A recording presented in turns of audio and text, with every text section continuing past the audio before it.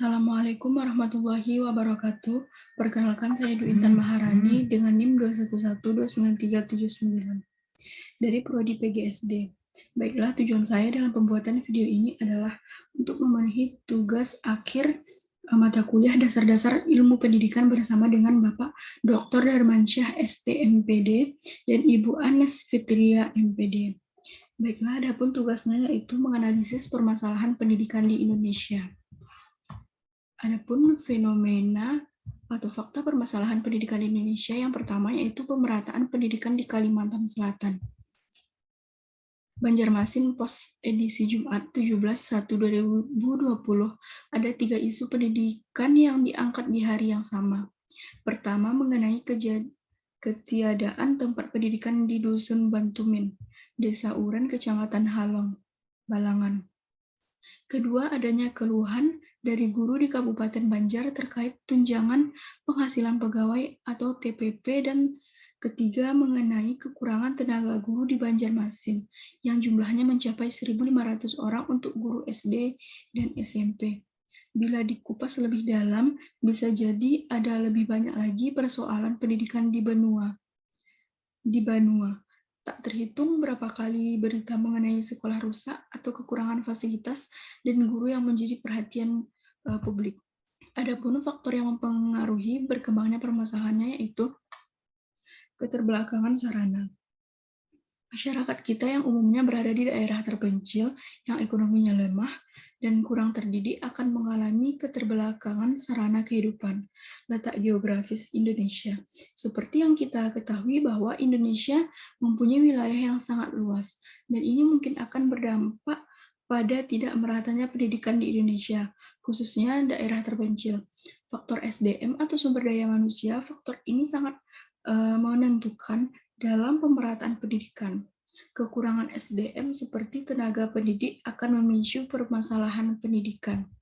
Adapun upaya penanggulangan permasalahannya itu sistem pamong pendidikan oleh masyarakat, orang tua, dan guru. Ke beberapa provinsi seperti SD kecil pada daerah terpencil, sistem guru kunjung, dan SMP terbuka. Pengelolaan pendidikan ketenagaan pendidikan.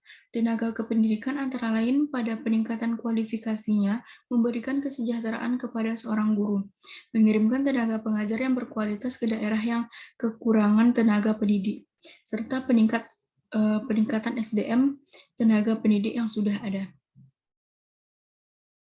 Yang selanjutnya itu perbaikan fasilitas. Kekurangan atau kerusakan fasilitas pendidikan jelas akan mempengaruhi kualitas pendidikan, karena secara psikologis seorang anak harus belajar pada lingkungan yang kondusif dan didukung oleh sarana yang lengkap.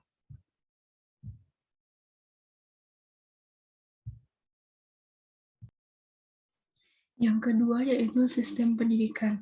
Sistem pembelajaran yang dipakai dinilai sangat berpaku pada standar-standar, pada target muatan kurikulum, hampa makna, dan dimungkinkan kurang pragmatis. Apabila sistem yang seperti itu dijalankan di Indonesia, maka akan menghasilkan sarjana yang kurang bermutu, ujarnya kepada kompas.com pada 2 Mei, Sabtu. Kekakuan pembelajaran tersebut dinilai tidak hanya di jenjang pendidikan dasar saja, melainkan hingga jenjang perguruan tinggi. Adanya musibah COVID-19 ini, imbuhnya pendidikan kita seperti dipaksa untuk berubah, bukan karena model pembelajaran, tetapi juga menginspirasi tentang orientasi. Adapun faktor penyebabnya yaitu model belajar yang kaku dan terasa membosankan. Seperti yang kita ketahui bahwa setiap siswa memiliki cara belajar yang berbeda-beda.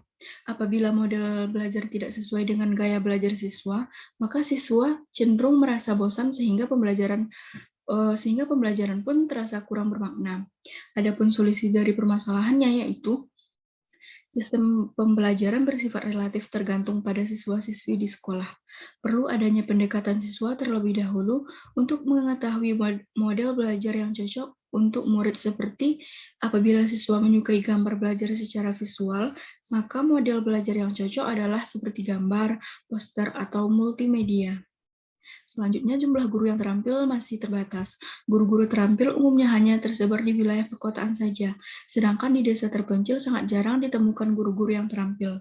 Ada banyak faktor hal yang bisa terjadi. Dari sekian banyak alasan, salah satunya masalah minat dari guru itu sendiri. Guru lebih banyak memilih tempat mengajar yang diakses dari segi transportasi dan akses untuk menemukan kebutuhan dengan mudah. Memang masih ada guru yang bergerak hatinya untuk mengajar ke desa terpencil, namun hanya sebagian kecil saja.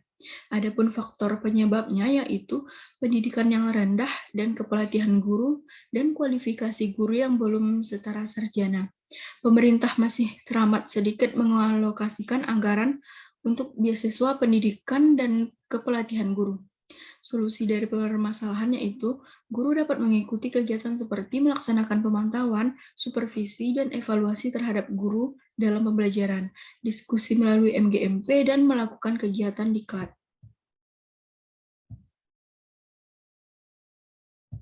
2A masa kerja 0 tahun, kini gaji terendah menjadi 2.022.200. Sebelumnya 1.926.000. Tertinggi 2D masa kerja 33 tahun menjadi 3.820.000. Sebelumnya 3.638.200. Golongan 3A masa kerja 0 tahun kini gaji terendah menjadi 5.279.400. Sebelumnya 2.456.700. Tertinggi 3D masa kerja 32 tahun menjadi 4.797.000, sebelumnya 4.568.000. Kesejahteraan guru perlu diperhatikan oleh pemerintah guna meningkatkan kualitas pendidikan terbaik. Sebab bila kesejahteraan guru terpenuhi, kompetisi di antara guru terjadi. Dampak positifnya, setiap guru akan berkarya secara optimal dalam memberikan pendidikan yang terbaik bagi peserta didik. Yang kedua, kurangnya subsidi dari pemerintah dan realisasi anggaran pendidikan yang tidak sesuai dengan Undang-Undang Nomor 20 Tahun 2003. Mahalnya biaya pendidikan tak lepas dari kebijakan pemerintah yang menerapkan manajemen bisnis sekolah atau MBS. Ironisnya, penerapan ini kerap dimaknai sebagai mobilisasi dana saja. Salah satu syarat untuk menjadi anggota komite sekolah adalah bahwa mereka berasal dari kalangan pengusaha. Peran dari komite sekolah yang sesungguhnya belum diaplikasikan secara optimal. Lalu utang negara yang mencapai 35% sampai 40% dari APBN setiap tahunnya, mengakibatkan komersialisasi pendidikan. Dilansir dari situs berita antara Muhammad Nuh yang saat itu menjabat sebagai Menteri Bidang Pendidikan dan Kebudayaan menyatakan, pemerintah sudah menganggarkan 20% APBN untuk anggaran pendidikan Indonesia. Namun ternyata masih ada tarikan-tarikan yang dimasukkan menunjang tapi akhirnya membebani. Selanjutnya, adapun solusinya yaitu penyelenggaraan suatu sistem pendidikan yang bermutu dan berkualitas baik harus ada keseimbangan antara aspek yang mempengaruhi sistem pendidikan itu sendiri. Sistem pendidikan merupakan perhatian pemerintah juga berperan penting dalam penyelenggaraan pendidikan. Selanjutnya, bahan belajar mengajar yang masih minimum. Faktor selanjutnya yang perlu ada untuk proses pembelajaran yaitu bahan belajar atau buku yang memadai. Hal yang masih menjadi masalah adalah banyaknya siswa yang tidak memiliki buku pelajaran untuk mengikuti pembelajaran di kelas. Adapun faktor penyebabnya yaitu kurang inisiatifnya siswa-siswi mencari bahan ajaran lain atau modul. Solusi dari permasalahannya yaitu agar pembelajaran di dalam kelas bisa optimal, siswa membutuhkan buku pelajaran, latihan, dan berbagai fasilitas yang menunjang aktivitas belajar yang lebih baik. Bukan hanya siswa, seorang guru juga butuh bahan untuk mengajar di kelas. Guru wajib berbagi pengetahuan kepada siswanya agar siswa dapat mendapatkan pengetahuan dari seorang guru yang telah mengajarnya. Agar dapat mengatasi permasalahan di atas, seharusnya pemerintah menyediakan buku pelajaran gratis yang dapat digunakan oleh siswa dan guru, memperbaiki sarana perpustakaan untuk menunjang proses pembelajaran. Yang terakhir yaitu efisiensi dan efektivitas pendidikan.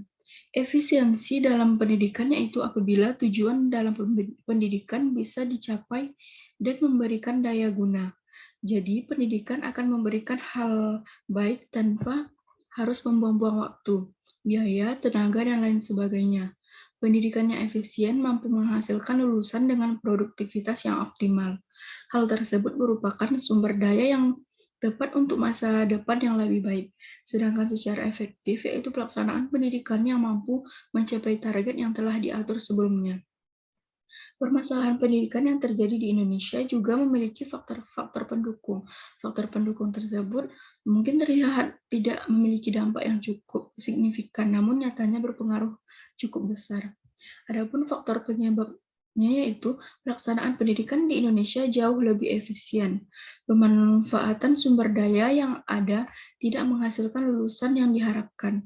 Pendidikan yang mereka peroleh tidak menjamin mereka untuk mendapat pekerjaan sesuai dengan jenjang pendidikan yang mereka jalani.